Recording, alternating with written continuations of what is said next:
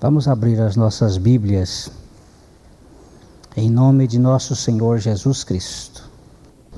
Provérbios 28, 26.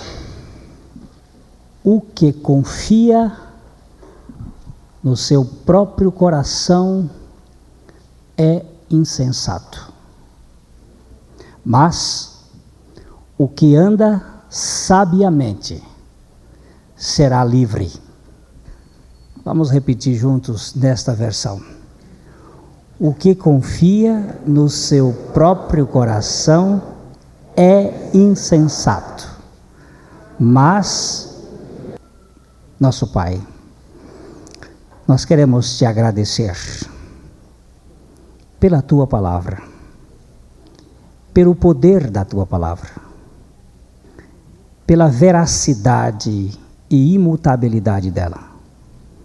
E nesta noite o teu Espírito fala aos nossos corações por meio da tua palavra. Em nome de Jesus. Amém. Eu gostaria de tratar com vocês hoje à noite sobre o perfil de um insensato. Como diagnosticar? Como podemos constatar uma pessoa insensata? Mas antes de falar sobre o insensato, deixa eu ler para vocês uma história verídica narrada num livro de 1894, a respeito de um jovem soldado americano. Eu gostaria que vocês ficassem atentos. A leitura é um pouco longa, mas vocês fiquem com os ouvidos bem abertos.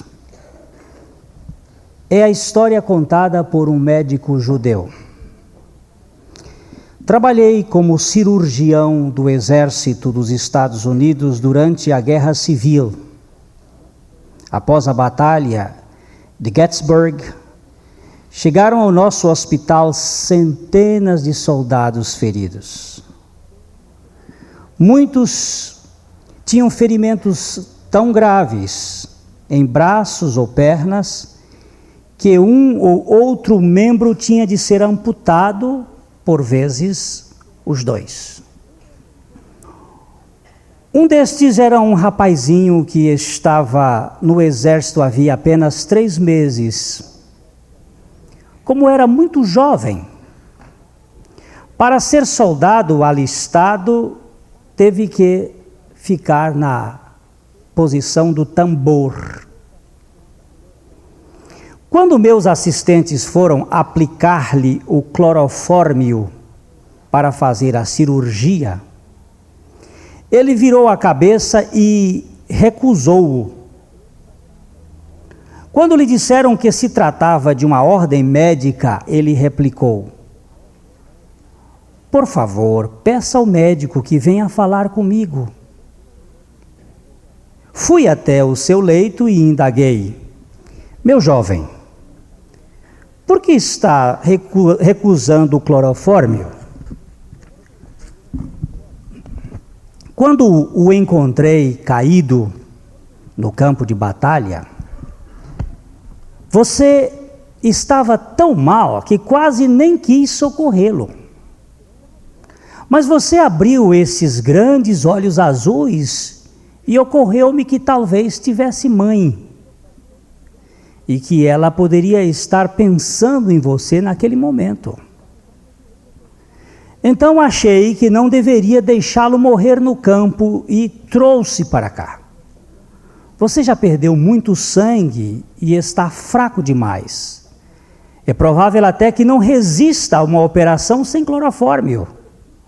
Acho melhor deixar que eu lhe aplique o anestésico. Ele colocou a mão na minha, olhou-me bem no rosto e replicou: "Doutor, quando eu tinha 9 anos, num domingo à tarde, eu dei meu coração para Jesus Cristo. E a partir daquele dia venho aprendendo o que é confiar nele. Eu sei que posso confiar nele agora. Ele é a minha força. Ele me susterá enquanto o Senhor estiver amputando meu braço e minha perna. Então indaguei-lhe se ele não queria tomar pelo menos um pouco de conhaque. Lembre-se que é 1800, é a guerra dos Estados Unidos.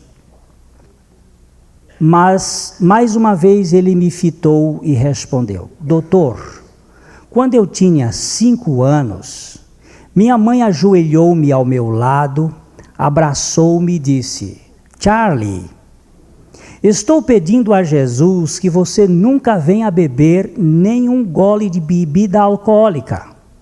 Seu pai morreu bêbado. E meu pedido a Deus é que Ele use você para alertar as pessoas sobre os perigos do álcool e para aconselhá-las a amar e servir o Senhor.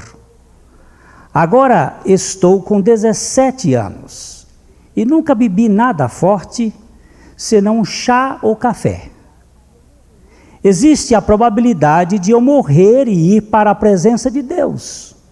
O Senhor quer que eu chegue lá com um bafo de conhaque? Nunca mais esqueci o modo como ele me olhou. Aquela ocasião eu detestava Jesus, mas admirei a lealdade daquele rapaz para com o seu Salvador. Quando vi como ele o amava, devotando-lhe total confiança até o fim, algo calou fundo em meu coração. Então fiz o que não faria por nenhum outro soldado. Perguntei-lhe se desejava ver o capelão.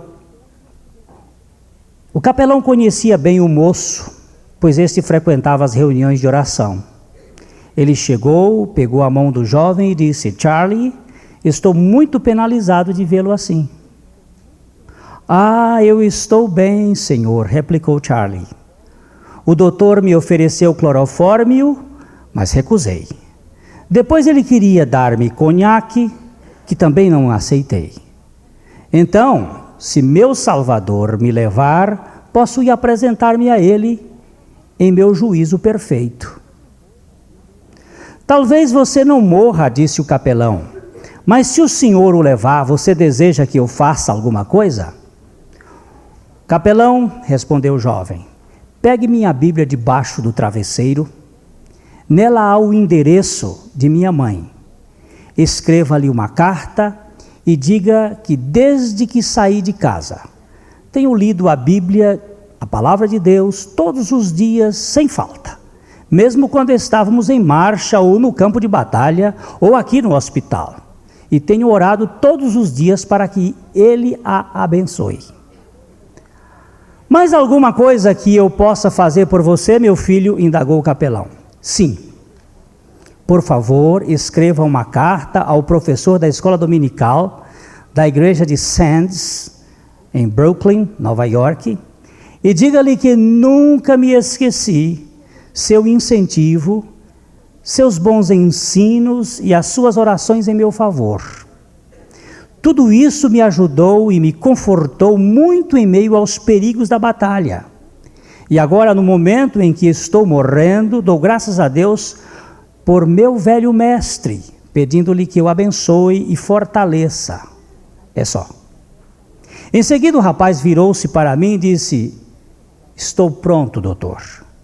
Prometo que não vou gemer quando o senhor cortar minha perna e meu braço, se o senhor não me der clorofórmio.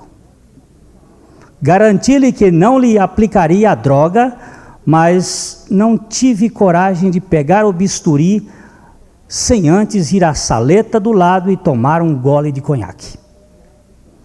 E de fato, Charlie Colson não deu um gemido enquanto eu lhe amputava o braço. Mas assim que peguei a serra para cortar o osso, o rapaz colocou entre os dentes a ponta do travesseiro e a única coisa que ouvi sussurrar foi: ó Jesus, bendito Jesus, fica ao meu lado agora. Mas ele cumpriu o que prometera, não gemeu. Naquela noite não consegui dormir. Virava e revirava na cama, sempre vendo diante de mim aqueles olhos azuis. E quando fechava os meus, ouvia aquelas palavras: bendito Jesus, fica ao meu lado agora. Afinal, pouco depois da meia-noite, levantei-me e fui ao hospital. Algo que nunca tinha feito antes, a não ser quando havia alguma emergência. Mas sentia um forte impulso de ir ver aquele rapaz. Assim que cheguei, um enfermeiro me disse que 16 dos soldados que tinham sofrido ferimentos graves haviam morrido. Charlie Colson também? Indaguei. Não, senhor, replicou. Está dormindo como um bebê. Quando me aproximei do leito dele, uma das enfermeiras me contou que por volta das 9 horas, 2 membros da ACM, Associação Cristã de Moços, tinham feito uma visita pelo hospital acompanhados do capelão para ler as escrituras e cantar hinos. O capelão se ajoelhara ao lado da cama de Charlie e fizeram uma oração fervorosa e comovente. Depois, quando ele ainda permanecia de joelhos, eles cantaram um belo hino: Jesus, o amado da minha alma. E o doente cantou junto com eles. Eu não conseguia entender como uma pessoa que estava sentindo tanta dor ainda era capaz de cantar. Um dia, Charlie mandou chamar-me. Haviam-se passado 5 dias desde que fora operado. E foi então que pregou um sermão para mim, o primeiro sermão evangélico que ouvi. Doutor, disse ele, chegou a minha hora. Creio que não terei nem mais um dia de vida. Quero agradecer-lhe pela sua bondade para comigo. Sei que é um judeu e que não crê em Jesus, mas gostaria que o Senhor ficasse ao meu lado e me visse morrer confiando em meu Salvador até o último instante da minha vida. Tentei ficar, mas não consegui. Não tive coragem de permanecer ali vendo um rapaz crente morrer, regozijando-se no amor daquele Jesus que eu detestava. Saí apressadamente do quarto. Mais ou menos 20 minutos depois, um enfermeiro veio procurar-me no consultório, onde eu me encontrava com as mãos no rosto. Disse que Charlie queria ver-me. Estive lá agora, repliquei. Não posso ir vê-lo novamente. Mas, doutor, replicou o homem, ele disse que precisa ver o senhor mais uma vez antes de morrer. Então decidi ir vê-lo, dizer-lhe uma palavra de conforto e deixá-lo morrer.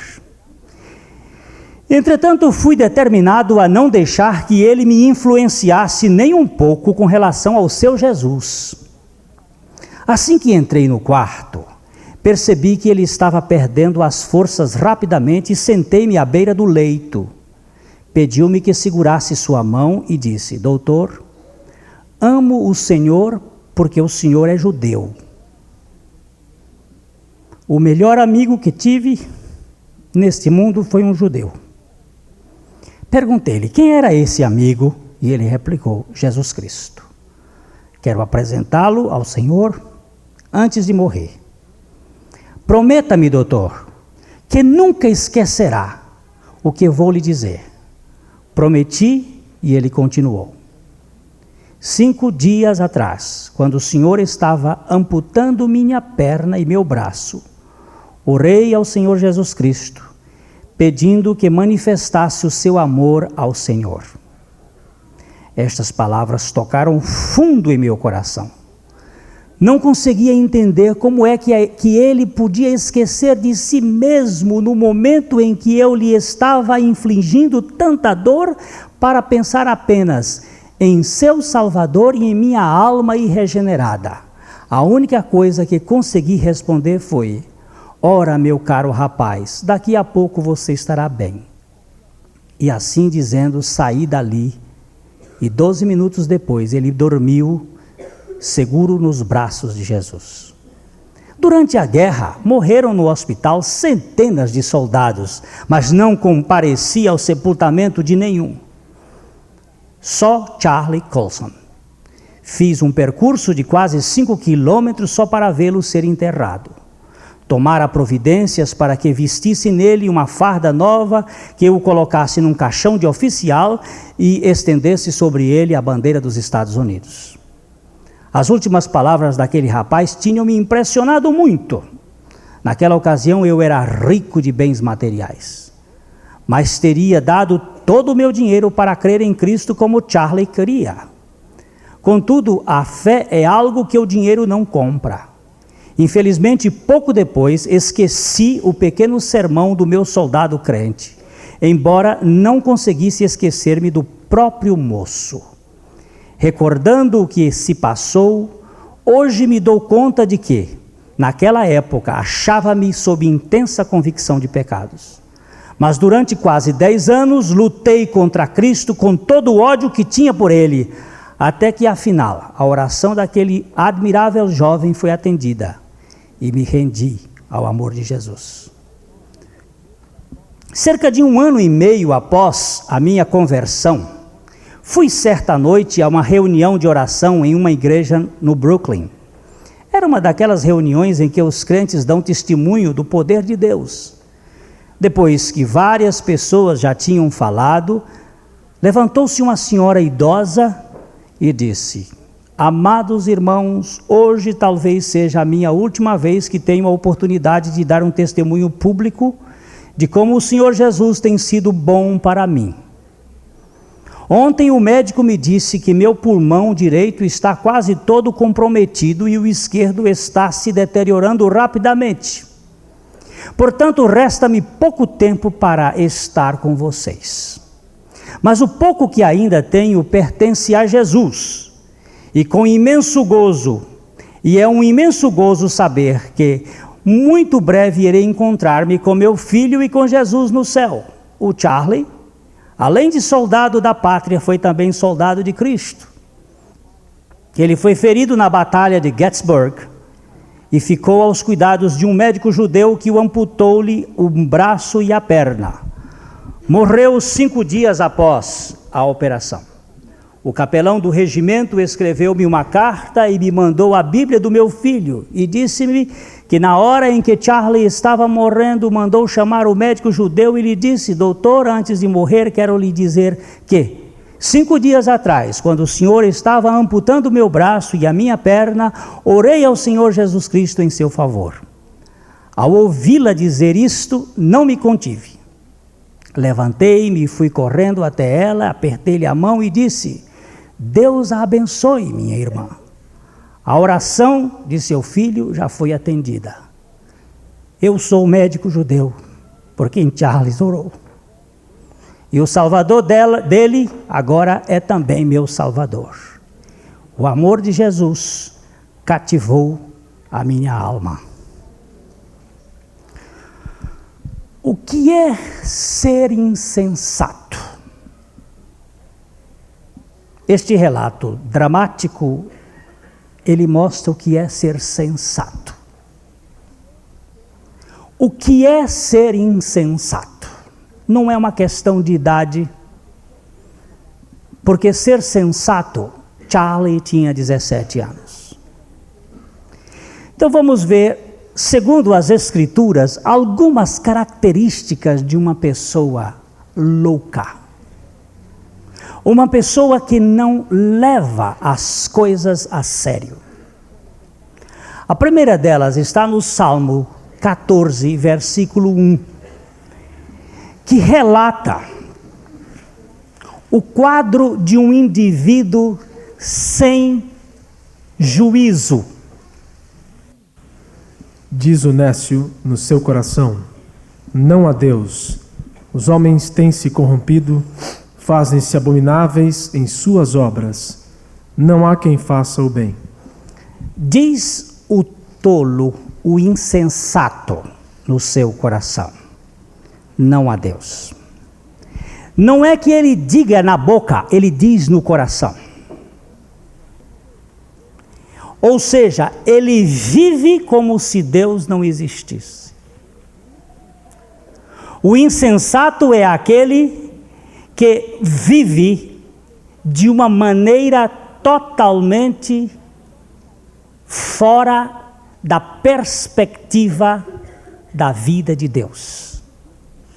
É o indivíduo que se basta, é o secular, que não recorre a Deus, que não depende de Deus, que não busca Deus, que não tem momentos de comunhão com Deus, ainda que possa estar na igreja, ainda que possa ficar como membro de uma igreja católica evangélica, mas vive de tal modo como se Deus não existisse. Não ora, não agradece, não louva, não tem comunhão com a palavra de Deus, e a vida é passada no roldão como se tudo tivesse a maior normalidade e ele fosse o Deus da história. É insensato, é louco, é sem juízo o indivíduo que vive deste modo. Ainda nós temos esta mesma verdade repetida no Salmo 53:1, mas nós não vamos ler, mas é a mesma verdade. O nécio diz no seu coração: não há Deus. A segunda atitude de uma pessoa sem juízo, e eu não tenho aqui nenhum respeito para dizer isto para você, é sem juízo, é louco. O indivíduo que procede assim, encontra-se no capítulo 7 de Mateus, nos versículos 26 e 27. Mas todo aquele que ouve estas minhas palavras e não as põe em prática, será comparado a um homem insensato, que edificou a sua casa sobre areia, e desceu a chuva, correram as torrentes, sopraram os ventos, e bateram com ímpeto contra aquela casa, e ela caiu, e grande foi a sua queda. Jesus está comparando aqui dois procedimentos. O procedimento do homem prudente, que edificou a sua casa sobre a rocha, e o procedimento do homem insensato, que edificou a sua casa sobre a areia. Ele comparou dizendo que o homem prudente é aquele que, ao edificar a sua casa, procurou o lugar firme da rocha para colocar os baldrames da sua casa. Uma casa sem alicerces é uma casa fadada à queda, à ruína. Um homem que constrói a sua vida em cima de uma religião é um miserável. Um homem que constrói a sua vida em cima de uma filosofia é um tolo. Um homem que constrói a sua vida em cima da rocha eterna que é Cristo é um sábio. Deixa eu lhes dizer que Jesus Cristo não é a Igreja Batista. Jesus Cristo é uma pessoa. E esta pessoa, nós precisamos crer nele ou nela, confiando irrestritamente nesta pessoa, ainda que tenhamos que ver amputados os nossos braços e pernas.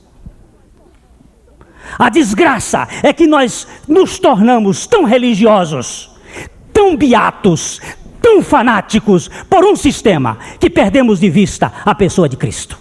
E aí está a tragédia deste mundo moderno, dessa religião falsa, mentirosa, que não leva a segurança a coisa nenhuma, que leva as pessoas a serem críticas, ranzinzas, ranhetas, chatas.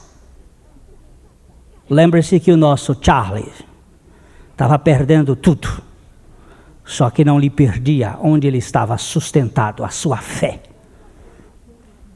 Todo aquele que ouve as minhas palavras, mas não as leva como coisa séria, não as põe na prática, é comparado a um homem sem juízo, a um homem insensato. Lembre-se que eu estou fazendo hoje um apelo, um libelo às pessoas sensatas. Não descuide da sua alma, ela é eterna. É uma tragédia que tem acontecido no mundo de hoje. Nós gastamos tanto tempo, eu, você, vendo televisão. Gastamos tanto tempo assistindo, eu não sou contra, por favor. Prioridade é uma coisa. Gastamos tanto tempo em películas, em assistir filmes, ler livros tolos, e tão pouco tempo em buscar a comunhão de quem pode sarar as nossas dores, orientar os nossos caminhos, cuidar das nossas famílias, mostrar aonde nós devemos andar em meio a tanta complicação. É verdade ou não é? Diga-me se eu estou falando exagero. Terceiro, em Lucas, capítulo 12, os versículos de 15 a 21, lidos de modo pausado, devem chamar a nossa atenção. Aquele que valoriza as coisas terrenas mais do que as coisas espirituais, aquele que dá prioridade ao ter, ao ser, que coloca em primeiro lugar o ter e não o ser, é louco, é insensato. Leiamos o texto de Lucas 12, de 15 a 21. E disse ao povo: acautelai-vos e guardai-vos de toda espécie de cobiça, porque a vida do homem não consiste na abundância das coisas que possui. Propôs-lhes então uma parábola, dizendo: o campo de um homem rico produzira com abundância. E ele arrazoava consigo, dizendo: que farei? Pois não tenho onde recolher os meus frutos. Disse então: farei isto: derribarei os meus celeiros e edificarei outros maiores, e ali recolherei todos os meus cereais e os meus bens. E direi à minha alma: alma, tens em depósito muitos bens para muitos anos. Descansa, come, bebe, regala-te.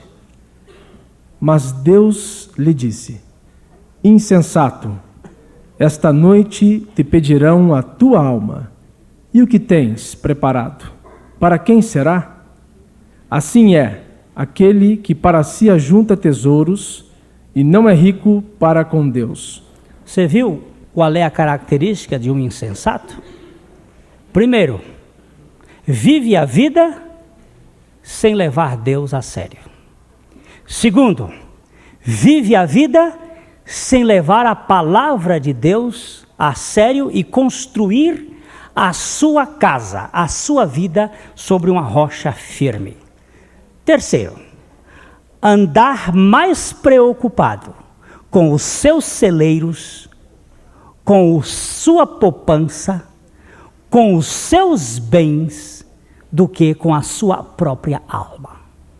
É insensatez, é loucura. Aquele que está preocupado muito mais em ter do que em ser. Tem muita gente que investe todo o seu tempo só com medo de perder o que já tem, ou angustiado porque quer mais para se sentir mais seguro. Só que a segurança do ter acaba. É preciso confiar em alguém que nunca vai passar. Quarto, Lucas, capítulo 11, os versos 37 a 40, trata daquele que se preocupa com as aparências e não observa a vida interior.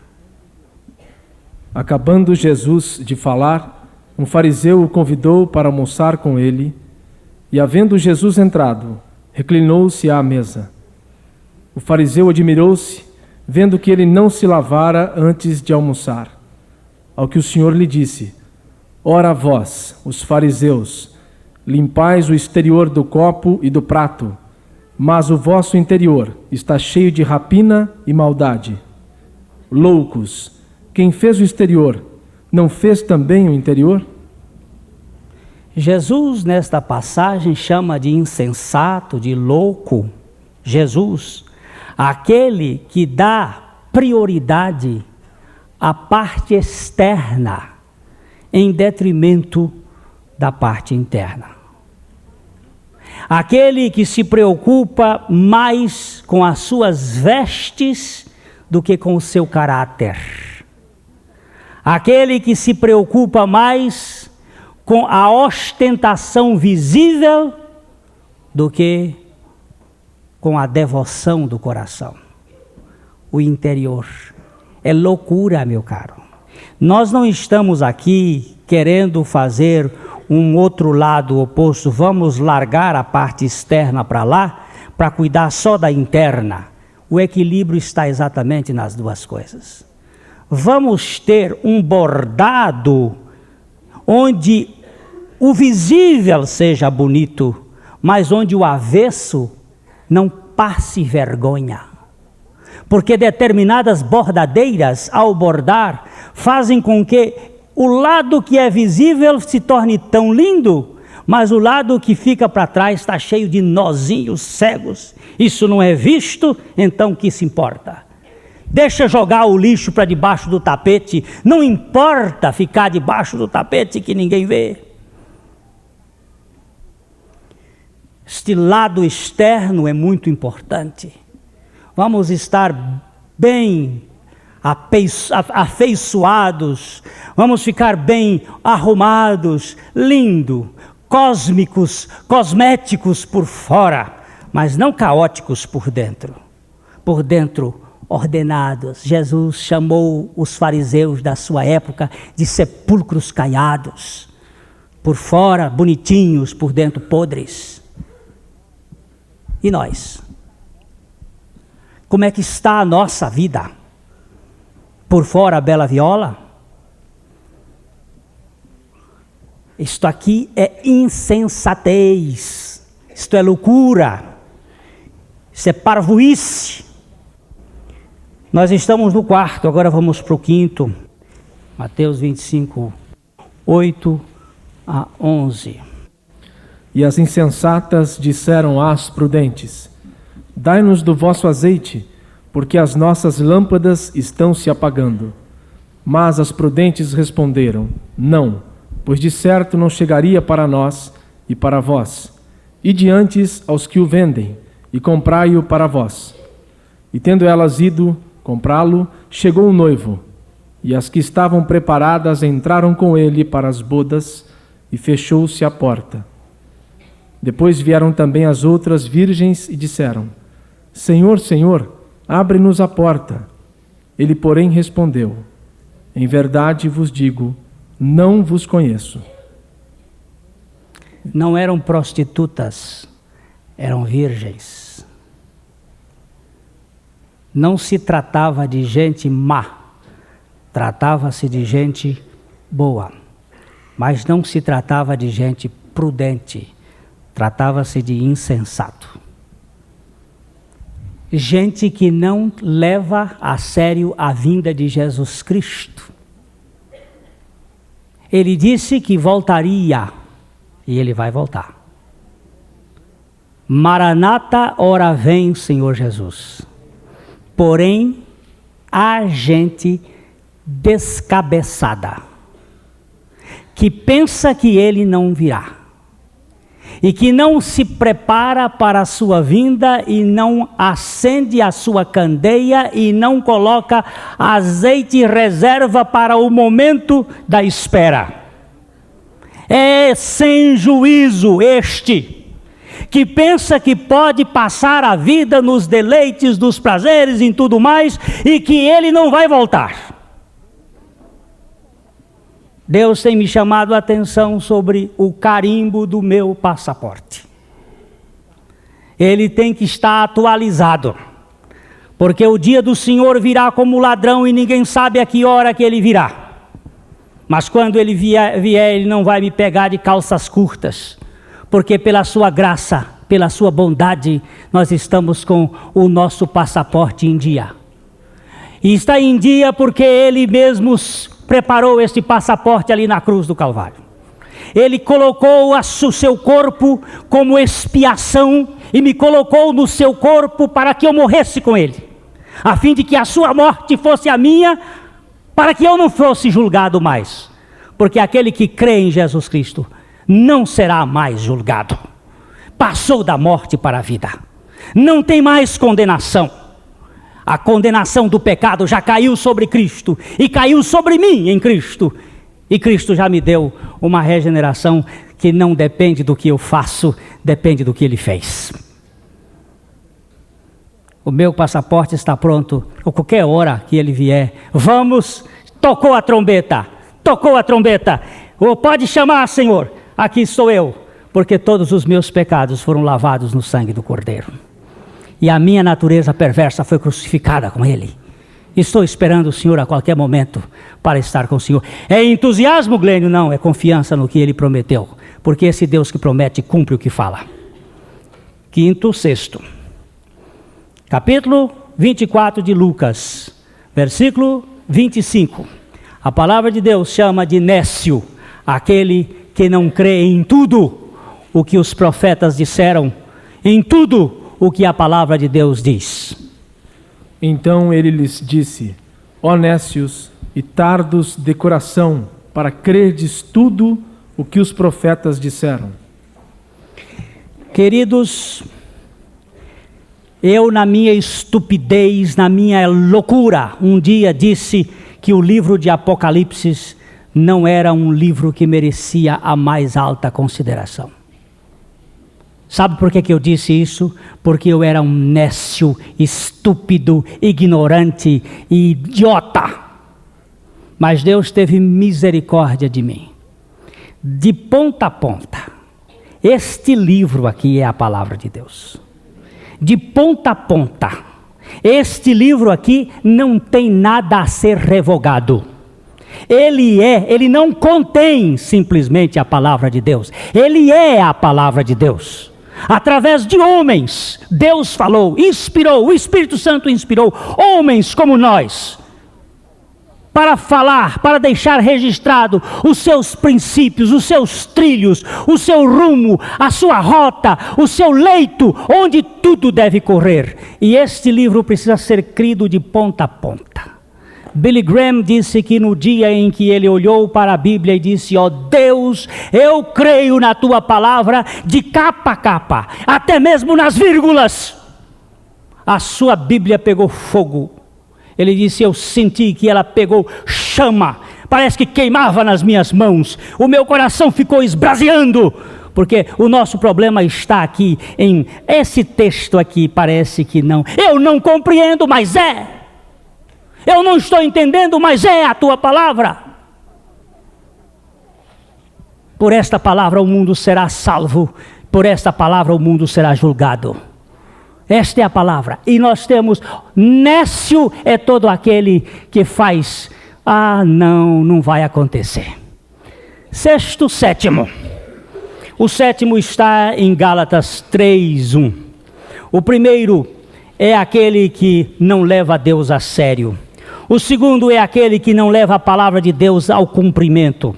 O terceiro é aquele que considera as coisas terrenas mais importantes do que as espirituais eternas. O quarto é aquele que se preocupa com as aparências e não observa a vida interior. O quinto é aquele que não se prepara convenientemente para a vinda de Cristo. O sexto é aquele que não crê em tudo o que os profetas de Deus disseram a respeito de Cristo e tudo que o Evangelho diz. O sétimo: ó insensatos Gálatas, quem vos fascinou a vós, ante cujos olhos foi representado Jesus Cristo como crucificado? Eu tenho ouvido, recentemente ouvi de um lugar, e agora estou ouvindo até por aqui mesmo, dizendo: está cansando, Está cansando a mensagem da cruz, a repetição do novo nascimento. Isto aí deve ser a base, mas nós precisamos de coisas mais elevadas. Eu estou ouvindo de gente por aí, por fora, que está falando, lá em outros grupos, e aqui também, está cansando. Olha lá, insensato é aquele que tira os seus olhos de Cristo crucificado. Paulo disse: decidi nada saber entre vós, senão a Cristo e esse crucificado. É olhando para Jesus, autor e consumador da fé, olhando para Cristo crucificado, que eu vi, que eu continuo vendo, e que eu verei o tempo todo a crucificação de minha natureza perversa, a crucificação dos meus pecados, a crucificação de minha vida velha, ali com Cristo. É olhando para Jesus. Ó insensatos Gálatas, quem foi que enfeitiçou vocês? Quem foi que distraiu vocês? Ante os olhos Cristo foi exposto como crucificado, para olhar para outro evangelho, o evangelho da cura interior, o evangelho das boas obras, o evangelho do sopro na testa, o evangelho de não sei mais o que. Quem é que está tirando vocês da rota? Veja o verso 3 do capítulo 3 de Gálatas. Sois vós tão insensatos, tendo começado pelo Espírito, é pela carne que agora acabareis? Insensato é aquele que sai do Espírito, da trilha do Espírito, e começa a andar na trilha da carne. E a trilha da carne é a trilha da evidência, dos sinais pomposos, dos acontecimentos bombásticos, da vida exuberante, e não da fé singela, da confiança na palavra de Deus. É insensato. É louco. Tito 3, começando com o verso 3 e indo até o verso 7. Porque também nós éramos outrora insensatos. Pode voltar. Volta. Porque também nós éramos outrora insensatos. Insensatos. Começa com ele. Éramos insensatos. Éramos está no passado. Continue. Desobedientes. Desobediente. Todo insensato é desobediente. Extraviados. É extraviado. Servindo a várias paixões e deleites. Só serve as paixões e os deleites. Vivendo em malícia. Em inveja, odiosos e odiando-nos e odiando uns aos outros. Esta é a vida do insensato. Continua. Mas quando apareceu... Mas, conjunção adversativa. Quando? Advérbio de tempo. Mas, quando? Quem?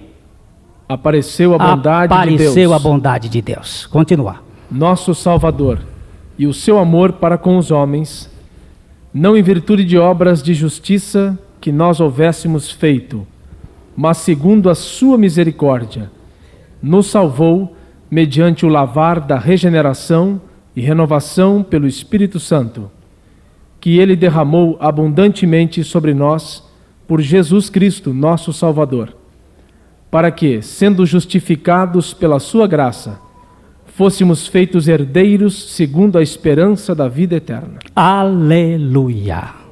Aqui está o evangelho da sensatez. Mas quando Deus, na sua bondade, enviou o nosso Senhor Jesus Cristo, não pelas obras que nós houvéssemos feito, não por as coisas que nós tenhamos ou façamos ou deixemos de fazer, mas pela graça operante de Jesus, fomos feitos sensatos, a depender completamente de tudo aquilo que Deus fez. Charlie morreu. A morte física não é o fim. Charlie teve sua perna, o seu braço amputado, mas a ele tinha sido imputada a graça regeneradora e santificadora do Espírito Santo, que não é retraída, que não é tirada. E Charlie, sensatamente, intercedeu por seu médico judeu e mostrou a ele que cristianismo não judia das pessoas, mas salva as pessoas pela graça eterna de Deus. Amém. A palavra de Deus nos diz: o que confia no seu próprio corpo, no seu próprio coração, é insensato. Mas o que anda sabiamente será livre. Andar sabiamente é andar em Jesus. Amém. Amém. Amém. Amém. Amém.